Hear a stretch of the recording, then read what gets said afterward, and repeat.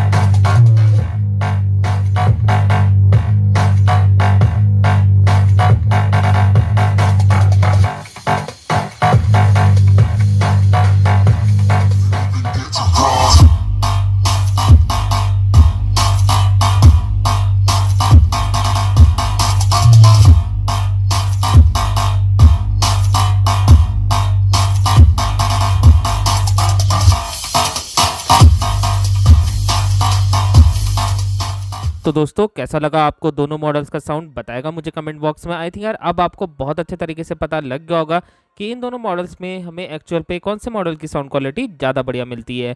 वैसे दोस्तों यार इन दोनों का जो कंपैरिजन है हम वैसे फेयर तो नहीं कह सकते, क्योंकि दोनों के जो प्राइस पॉइंट है उन पर हमें काफ़ी ज़्यादा डिफरेंस देखने को मिल जाता है। बट दोस्तों यार मेरा मकसद यही था इस बैटल ग्राउंड को बनाने का। अगर दोस्तों आपका कम बजट है एंड आप कम बजट में भी बढ़िया टावर स्पीकर या पार्टी स्पीकर परचेज करने की सोच रहे हैं तो डेफिनेटली आप CEMEX के मॉडल परचेज कर सकते हैं। क्योंकि दोस्तों जब हमने दोनों मॉडल्स को साइड बाय साइड कंपेयर करा एंड अगर आपने ये वीडियो को हेडफोन्स के साथ देखा होगा तो आई थिंक आपको बहुत अच्छे तरीके से पता लग गया होगा कि CEMEX वाले जो टावर स्पीकर हैं वो भी हमें काफ़ी बढ़िया परफॉर्मेंस देते हैं। एंड सेम बात दोस्तों इस मॉडल के साथ भी लागू होती है।